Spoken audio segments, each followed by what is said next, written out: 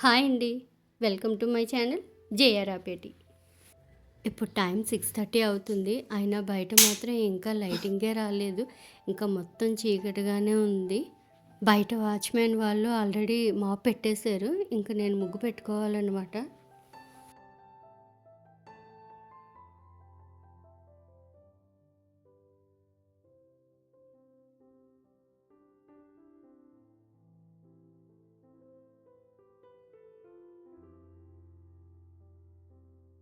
ఇప్పుడు time already 7:30 అవుతుంది. అయినా బయట చూసారా ఎంత మంచు ఉందో అసలు. అసలు మార్నింగ్ లేవాలంటే ఎంత కష్టంగా ఉంటుందో డైలీ. మేము ఈ ఇంటికొచ్చిన కొత్తలో అసలు మార్నింగ్ ఇట్లాంటి టైంలో ఇలా బయటకు చూస్తుంటే ఈ వ్యూ ఎంత బ్యూటిఫుల్‌గా ఉండేదంటే మొత్తం గ్రీనరీ అన్నమాట. బట్ ఇప్పుడు ఈ వ్యూ అంతా పోయింది. ఇక్కడ చాలా కన్‌స్ట్రక్షన్స్ అయిపోయి బిల్డింగ్స్ వచ్చేసాయి. అండ్ అక్కడ చూస్తున్నారు కదా! అక్కడ ఫ్లవర్స్ ఆ చెట్టు ఉంది కదా! అక్కడ మొత్తం పార్క్ అన్నమాట. నేను కుకింగ్ చేసుకుంటూ కిచెన్‌లో ఆ వ్యూని చాలా ఎంజాయ్ చేసేదాన్ని. బట్ ఇప్పుడు అదంతా పోయి ఆ వ్యూని చాలా మిస్ అవుతున్నాను నేనైతే.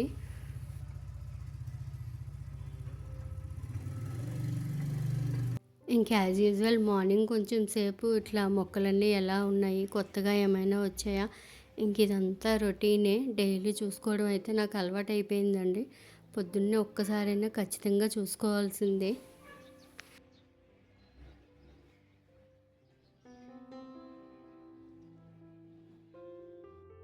యాజ్ యూజువల్ టీ కంపల్సరీ కదా ఇదైతే. బట్ ఇవాళ నేను కుకింగ్ వీడియో అయితే ఏం తీయలేదండి. ఈరోజు నేను నాకు కావాల్సిన ప్రీమిక్స్ పౌడర్స్ అన్నీ చేసుకుందాం అనుకుంటున్నాను. ఇంక అదే చాలా లెంతీ అయిపోతుంది కదా అని చెప్పేసి ఇంక నేను కుకింగ్ అయితే ఏం వీడియో తీయలేదు. బట్ ఇక్కడ ఇవాళ నేను స్టఫ్డ్ గుత్తొంకాయ కర్రీ చేశాను. రెసిపీ చాలా బాగా వచ్చింది. తర్వాత అనిపించింది వీడియో తీసుంటే బాగుండు అని. బట్ నెక్స్ట్ టైం అయితే ఖచ్చితంగా వీడియో తీస్తానండి. ఫస్ట్ ఒక స్టవ్ మీద నేను పల్లీలు వేయించుకుంటున్నాను. ఈ పల్లీలు రెడీగా ఉన్నాయంటే నాకు ఇంకా చట్నీలకి అసలు ప్రాబ్లం ఉండదు కదా! లేదంటే పల్లీలు అప్పటికప్పుడు వేయించుకొని చట్నీ చేసుకునేటప్పటికి మార్నింగ్ నాకు చాలా హడావిడి అయితది. సో, అందుకని ఒకటేసారి నేను ఇట్లా పల్లీలన్నీ వేయించుకొని పక్కన పెట్టుకుంటాను. ఇంక మా రితి కూడా డైలీ అడుగుతుంది పీనట్ బటర్ చెయ్యు అని చెప్పేసి. సరే ఇంకెలాగో ఈరోజు పల్లీలు ఫ్రై చేద్దాం అనుకుంటున్నాను కదా! సో, కొంచెం పీనట్ బటర్ కూడా చేద్దామని అనుకున్నాను. అండ్ ఇంకొక స్టవ్ మీద వచ్చేసి ధనియాలు వేపుతున్నానండి. ధనియా పౌడర్ చేసుకోవడానికి. ధనియా పౌడర్ అందరికీ తెలిసిందే కదా! కొంచెం వేయించుకొని దాన్ని మనం మిక్సీ పట్టుకోవడమే. మరీ ఎక్కువ వేయించాల్సిన అవసరం అయితే లేదు. కొంచెం లైట్‌గా కలర్ చేంజ్ అవ్వగానే ఆపేస్తే సరిపోతది. ఏదో మూవీలో రజనీకాంత్ 2 పెన్నులు పట్టుకొని 2 చేతులతో సైన్ చేసినట్టు నేను 2 గరిటెలు పట్టుకొని 2 ఒకేసారి ఫ్రై చేస్తున్నాననమాట. అంటే ధనియా పౌడర్ గరిటె మళ్ళీ పల్లీల దాంట్లో పెడితే ఎప్పుడైనా పల్లీలు పీనట్ బటర్ చేద్దాం అనుకుంటున్నాను కదా! మళ్ళీ అది కారం వచ్చేస్తదని 2 గరిటెలు పెట్టుకున్నాను అనమాట. ఇంకిక్కడ ధనియాలు వేగిపోయినాయండి. సో, వీటిని ఇంకొక ప్లేట్‌లో తీసుకొని వీటిని పక్కన పెట్టేస్తాను. అయి చల్లారిన తర్వాత అప్పుడు మిక్సీ చేసుకుంటా అన్నమాట.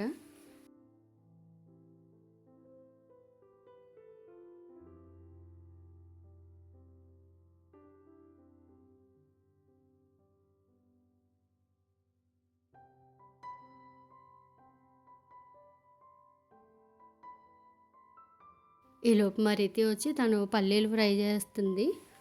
నేను ఈలోపు జీరా పౌడర్ కోసం ఇంకొక స్టవ్ మీద జీలకర్ర వేయించుకుంటున్నాను. ఇది కూడా అంతే అండి. ఒక 10 మినిట్స్ అలాగా సిమ్‌లో పెట్టుకొని ఫ్రై చేసుకుంటే సరిపోతది. కొంచెం కలర్ చేంజ్ అవ్వంగానే ఆపేసుకోవడమే. ఇంక ఇది కూడా వేగిపోయింది. దీన్ని కూడా ఒక ప్లేట్‌లో తీసుకొని పక్కన పెట్టేసుకుంటాను. ఇంకా పల్లీలు మాత్రం ఇంకా అవ్వలేదండి. అవి ఇంకా ఫ్రై చేస్తూనే ఉన్నాను. కొంచెం టైం పడతది కదా పల్లీలకి. తొందరగా అయితే వేగవు. మనకి పొట్టయితే వచ్చేస్తుంది గానీ, పల్లీలయితే వేగవండి. పొట్టు తీస్తే కొంచెం పచ్చి పచ్చిగానే ఉంటది. సో, పొట్టు ఊడిపోయినా గూడా ఇంకొక 5, 10 మినిట్స్ మనం వేయించుకుంటేనే బావుంటది. ఇంకిక్కడ ఇది కూడా పక్కన పెట్టేస్తున్నాను. చల్లగయిన తర్వాత దీన్ని గూడా మిక్సీ పట్టుకుంటే సరిపోతది. ఈలోపు ఇక్కడ పల్లీలు కూడా ఫ్రై అయిపోయాయి. ఇంక వీటిని కూడా ఒక పళ్ళెంలో తీసుకొని పక్కన పెట్టుకుంటాను. ఒక 5 మినిట్స్ అలా ఆగిన తర్వాత పొట్టు తీస్తే సరిపోతది. పల్లి పొట్టు తీయడానికి చాలామంది చాలా టిప్స్ చెప్తారండి. కానీ నేనైతే మాత్రం ఎప్పుడూ 2 చేతులతో ఒకసారి రబ్ చేసి తర్వాత మొత్తం చెరిగేసుకుంటే ఆ పొట్టంతా పోతుందనమాట. నాకెందుకో అదే ఈజీగా అనిపిస్తుంది మరి. నెక్స్ట్ ఇక్కడ ఇంకా కందిపొడి చేస్తున్నా అండి. నెక్స్ట్ 2 స్టవ్‌లు పెట్టుకున్నాను. ఒక స్టవ్ మీదేమో కందిపప్పు వేసాను. ఇంకొక స్టవ్ మీద పచ్చిశనగపప్పు. అంటే ఇక్కడ కొలత ఎలా అంటే, ఒక కప్పు కందిపప్పు తీసుకున్నామంటే దాంట్లో హాఫ్ కప్పు పచ్చిశనగపప్పు, హాఫ్ కప్పు పెసరపప్పు అట్లా అనమాట. సో, నేను 2 స్టవ్‌లు పెట్టుకొని ఒకటేసారి ఫ్రై చేసేసుకుంటున్నాను. ఈ పప్పులు వేయించేటప్పుడు మాత్రం స్టవ్‌ని ఎప్పుడు సిమ్‌లోనే పెట్టుకోవాలి. దానివల్ల మాడిపోకుండా బాగా వేగుతాయన్నమాట. ఈ పప్పు వేగేటప్పుడు మంచి అరోమా వస్తదండి. అది చాలా బావుంటది. పప్పు మనం కొంచెం బాగా ఎర్రగా అయిన తర్వాత అప్పుడు స్టవ్ ఆఫ్ చేసేసుకోవడమే. ఇక్కడ కందిపప్పు అయితే బాగా వేగిపోయింది. ఇంక దీన్ని నేను ఒక ప్లేట్‌లో తీసి పక్కన పెట్టుకుంటున్నాను. ఇంకిక్కడ పచ్చిశనగపప్పు కూడా వేగిపోయింది. ఇంక దీన్ని కూడా తీసుకొని ఇందాక కందిపప్పు తీసిన ప్లేట్‌లోనే పక్కన వేసేసుకుంటున్నాను. ఇంకా అదే కడాయిలో పెసరపప్పు కూడా వేయించుకుంటున్నాను. హాఫ్ కప్ అనమాట ఇది. ఇది కూడా బాగా సిమ్‌లోనే పెట్టుకొని బాగా అరోమా వచ్చే వరకు వేయించుకోవాలి. పెసరపప్పు కొంచెం తొందరగానే వేగిపోతది మనకి. ఇంకా పెసరపప్పు వేగిపోయిన తర్వాత దాంట్లో మనం జీలకర్ర, ఇంకా ఎండుమిర్చి అంటే నేనైతే ఒక స్పూన్ జీలకర్ర వేసుకున్నాను. ఒక 10 వరకు ఎండుమిర్చి వేసుకున్నాను. పెసరపప్పుతో పాటే ఇవి కూడా వేయించుకుంటే చాలా బావుంటదండి. అందుకే నేను దాంతో పాటే వేయిస్తున్నాను. ఒక 5 మినిట్స్ వేయిస్తే చాలు. ఎక్కువ అవసరం లేదు. ఇంక ఇవి కూడా వేగిపోయాయి. ఇంక వీటన్నింటిని ఒక ప్లేట్‌లో పెట్టుకొని ఇవి కూడా పక్కన పెట్టేసుకుంటున్నాను. తర్వాత అన్నీ ఒకేసారి మిక్సీ చేసుకుంటాననమాట. నెక్స్ట్ వచ్చేసి సాంబార్ ప్రీమిక్స్ పౌడర్ అండి. ఈ సాంబార్ ప్రీమిక్స్ పౌడర్‌కి ఫస్ట్ ఒక కడాయిలో ఒక కప్పు కందిపప్పు తీసుకున్నాను. సేమ్ ఇందాకట్లాగే ఇది కూడా సిమ్‌లోనే పెట్టుకొని వేయించుకోవాలన్నమాట. ఇక్కడ కందిపప్పు వేగిపోయింది. దీన్ని ఒక ప్లేట్‌లో తీసేసుకుంటున్నాను. నెక్స్ట్ ఇక్కడ అదే కడాయిలో ఒక 2 స్పూన్స్ ధనియాలు, 2 స్పూన్స్ జీలకర్ర, 2 స్పూన్స్ పచ్చిశనగపప్పు, ఒక స్పూన్ మెంతులు, ఒక 10-15 ఎండుమిర్చి. మనం తినే కారాన్ని బట్టి మిర్చి అడ్జస్ట్ చేసుకోండి. ఇంకా ఒక 2 రెమ్మల కరివేపాకు. ఇవన్నీ బాగా ఫ్రై చేసుకోవాలి. అండ్ ఒక స్పూన్ ఆయిల్ కూడా వేసుకోండి. ఆయిల్‌లో ఫ్రై చేసుకుంటే బావుంటది. అది కొంచెం అయిన తర్వాత ఒక నిమ్మకాయ సైజ్ అంత చింతపండు. చింతపండు కూడా అంతే మన టేస్ట్‌కి తగ్గట్టు ఎంత కావాలంటే అంత వేసుకోవచ్చు. మాకైతే ఇది సరిపోతుంది. అండ్ ఇవి కూడా ఫ్రై అయిపోయిన తర్వాత వీటన్నింటిని కూడా అదే ప్లేట్‌లో తీసేసుకుంటున్నాను. ఇంకా వీటిని కూడా పక్కన పెట్టేస్తున్నాను చల్లారడానికి. చల్లారిన తర్వాత అన్నీ ఒకేసారి మిక్స్ చేసుకుంటే సరిపోతుంది. ఇంక ఈలోపు మా రితి పల్లీలు పొట్టు మొత్తం తీసేసింది. తను తీసేసిన తర్వాత నేను ఒకసారి అదంతా చెరిగేసి పొట్టంతా క్లీన్ చేసేసానన్నమాట. ఇక్కడ తను హెల్ప్ చేయడం వల్ల నాకు కొంచెం టైం అయితే సేవ్ అయింది. ఇంక నెక్స్ట్ నేను రవ్వ దోసల పిండి కూడా కలిపి పెట్టుకుంటున్నాను.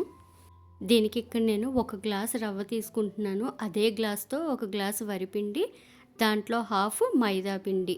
నేనైతే మైదా తీసుకున్నాను. ఒకవేళ ఎవరికైనా మైదా ఇష్టం లేదు అనుకుంటే గోధుమ పిండి కూడా తీసుకోవచ్చు. కాకపోతే గోధుమ పిండితో అయితే మైదాతో వచ్చినంత పలచగా రావు. కొంచెం లావుగా వస్తాయి గానీ అది కూడా టేస్ట్ సేమ్ ఇలానే ఉంటుంది.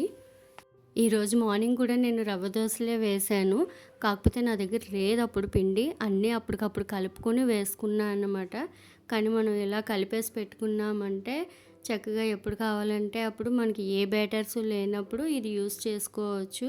మనం దోసలు వేసుకునేటప్పుడు ఏంటంటే ఒక 2, 3 స్పూన్స్ కర్డ్ వేసుకొని మిగతాది వాటర్‌తో మిక్స్ చేసుకుంటే సరిపోతది.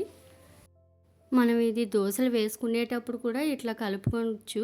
కాకపోతే ఏమవుతదంటే ఒక్కొక్కసారి మన దగ్గర ఒకటి ఉంటే ఇంకొకటి ఉండదు కదా! అలాంటప్పుడు ప్రాబ్లమ్ అవుతది. అదే ఇలా మనం అన్నీ ఉన్నప్పుడు కలిపేసి పెట్టుకున్నామంటే మనకెప్పుడు కావాలంటే అప్పుడు వేసుకోవచ్చు. మాకైతే ఇది ఒక 3, 4 టైమ్స్‌కి వచ్చేస్తదండి. ఇక్కడ ట్విస్ట్ ఏంటంటే అన్నీ మిక్సీ చేసుకుందాం అనేలోపు పవర్ పోయిందనమాట. పవర్ వచ్చేలోపు నేనైతే ఇంకా టీ పెట్టుకొని తాగేసానండి. ఇంత పని చేసిన తర్వాత ఖచ్చితంగా టీ అయితే తాగాలి కదా! లేకపోతే నాకు ఫుల్ హెడేక్ వచ్చేస్తది. ఇంకా పల్లీలన్నీ ఇలా ఒక గ్లాస్ జార్‌లో ఫిల్ చేసి పెట్టేసుకుంటున్నాను.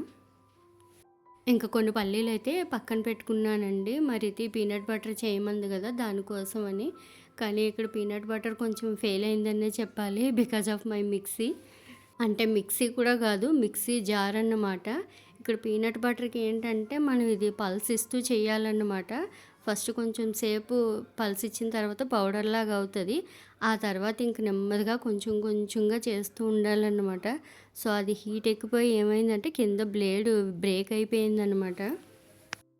చూసారు గదా! ఫస్ట్ ఇలా పౌడర్‌లా అవుతది. తర్వాత దాన్ని కొంచెం కొంచెంగా తిప్పాలి. అంటే కొంచెం ఎక్కువ టైమే పడతదండి. చూసారు గదా! ఇదిగో ఇట్లా కొంచెం ఇప్పుడు ముద్దలా అయ్యింది. దీంట్లో మళ్ళీ కొంచెం నేను హనీ కూడా వేసుకున్నాను. కొంచెం సాల్ట్ కూడా వేసాను.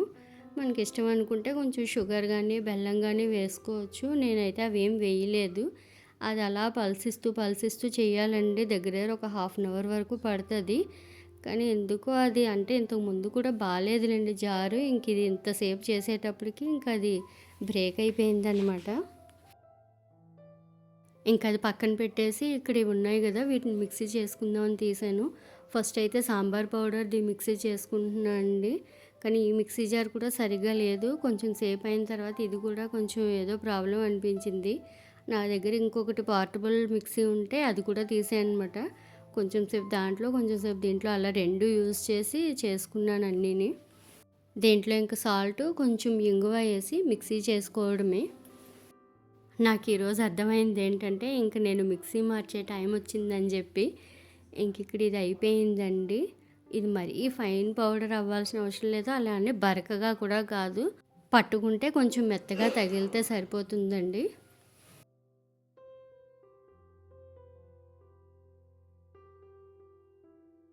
దీన్ని మళ్ళీ కొంచెం సేపు ప్లేట్లోనే వేసి పెట్టాను. ఎందుకంటే మిక్సీ చేసిన తర్వాత కొంచెం వేడిగా ఉంటుంది కదా, కొంచెం చల్లగా అయిన తర్వాత నేను జార్లోకి షిఫ్ట్ చేసుకున్నాను అనమాట.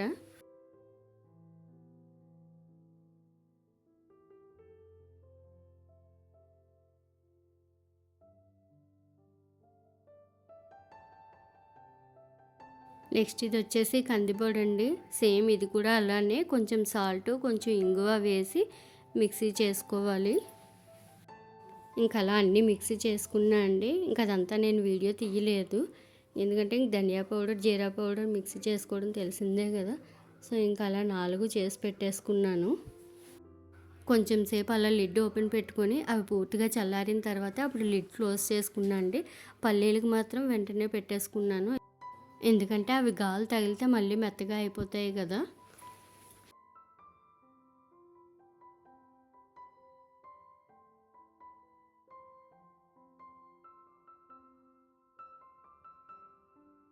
ఇంక ఇక్కడ నా కిచెన్ చూసారు కదా ఎంత గందరగోళంగా ఉందో.